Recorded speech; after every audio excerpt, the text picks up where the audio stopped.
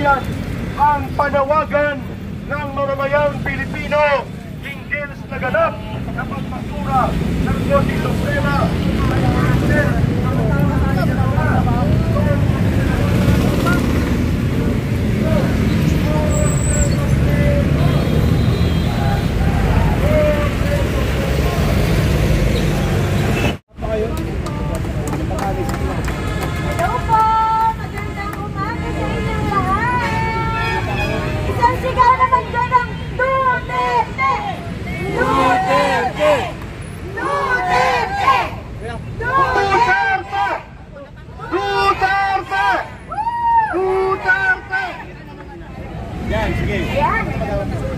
Grabe, I love the energy. Maraming salamat po sa lahat ng patuloy na sumusuporta sa ating mahal na Vice Presidente Inday Sara Duterte. Palakpakan po natin si Ma'am Inday Sara. Asigabong na palakpak! At sa lahat po ng support groups, parallel groups na nandito po sa atin ngayon. Maraming salamat po. Maraming salamat po sa lahat ng nagkakaisa at patuloy na sumusuporta sa laban sa impeachment na ating mahal na Vice Presidente. Of course, hindi magiging posible ito without the help and efforts of the PDP spokesperson for the impeachment, Attorney Ferdinand Topacio. Maraming salamat, Attorney. Nandito rin po tumatawag. Chief Representative Sir Ronald Cardema. Good morning po. At sa lahat po na nandito, maraming salamat po sa inyong lahat. Ako po Magisinan Sambang, ang chairman po ng Inday Sara Duterte Advocacy Youth Philippines. Nire-representa ko po ang lahat ng kabataan dahil naniniwala po ako na ang boses ng bawat isang sa ating mga kabataan ay importante. Kaya naman patuloy nating mahalin ang Pilipinas. Sabat! Duterte! Duterte! Duterte! Maraming salamat po sa inyong lahat. Maraming salamat kay Miss Ina, representing Inday Sara Duterte Advocacy Youth Philippines. Pakinggan din natin po ang maiksing mensahe bago po sila former Congressman Jing Paras, Maestro Ado Paginawan, and of course, si Tony Topacio, si Chairman Cardema. Narito po ang pakikipagkaisa ng dating Marcos loyalist. Ngunit siya po ay inabutan ng kanyang konsensya. Nagbago ang damdamin, nagbagong isipan. Talagang inabutan ng konsensya, no? Walang iba, kundi ngayon ay balik yung kagayaman, Jing Paras.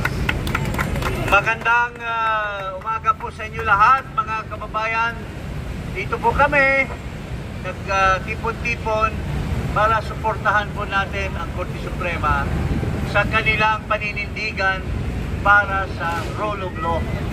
Maraming nagbabatikos kasi alam natin na pamulitika lamang yan lahat.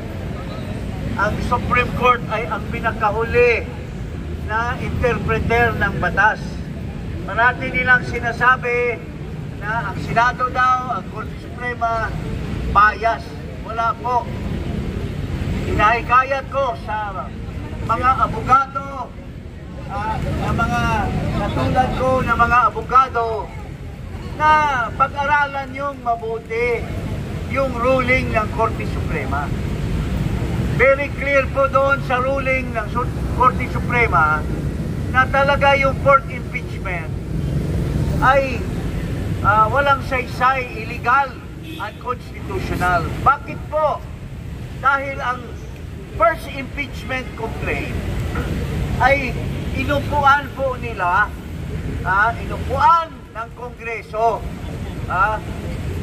inupuan ng Secretary General, at ito ay order ni Speaker Martin Romualdez.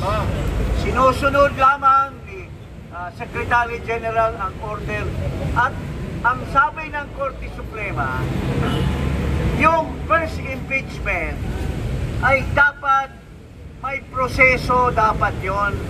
Nung pinirmahan na at ng endorsement ng isang congressman, dapat yon ay ilagay sa order of business. Mandatory po yon sa batas, sa rules of the House of Representatives at sa ating saligang batas. Pero ano pong nangyari? Inupuan nila, sinabi nila, nagsinungaling sila, nilagay daw nila sa order of business.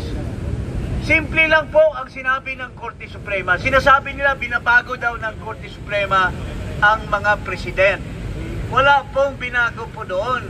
Dahil, sinabi lang ng Korte Suprema na since inupuan po nila ang first impeachment complaint, ito po ay dapat sana mandatory na i-forward nila sa Committee on Justice. Hindi nila ginawa. So, ang sabi ng Korte Suprema, yun po ay labag. At sa hindi nyo endorse sa Committee on Justice, the impeachment complaint is deemed initiated. Yun lang naman ang sinasabi ng Korte Suprema. So kung deemed initiated na yung first impeachment, wala lang ibang impeachment complaint ang pwede kasi ito ay labag sa 1-year ban. So yung fourth impeachment na pinagbabayaran nila ang mga congressman, according to Toby Chanko, i-release daw ni Marcos ang 110 billion at ito ay pinamudmud doon sa mga pumirma. So yun lang po ang issue dito eh. Tapos yung due process, dapat ang number 1 na karapatan ng taong bayan sa Constitution ay no person shall be deprived of life, liberty, and property without due process of law. Hindi nila binigyan ng kopya si Sara Duterte. Hindi nila binigyan ng pagkakataon na magbigay ng kanyang salita si Sara Duterte tungkol doon sa impeachment. So yun lang, dalawa lang. At huli po, kahapon, nung isang araw, salita si Marcos sa SONA. Sabi niya, mga kababayan, nahiya dapat kayo, mahiya dapat kayo. Kayong mga alipores. Ang sabi ko naman, Marcos, napakasinungaling mo. Dapat ang sinabi mo, mahiya tayong lahat dahil nangurakot tayo sa gobyerno. Mahiya ka, Marcos. Wala kang silbi, wala kang saysay na presidente sa Pilipinas. So, marami pa po tayong sabihin. Pakinig na lang po kayo sa aming podcast, Iparas kay Paras, at doon po marami kaming sasabihin para sa ating sambayan ng Pilipinas. Yun. Maraming salamat, Congressman Jing Paras. Ngayon, nandun na po sa Korte Suprema ang final talk dito sa Liwasang Bonifacio.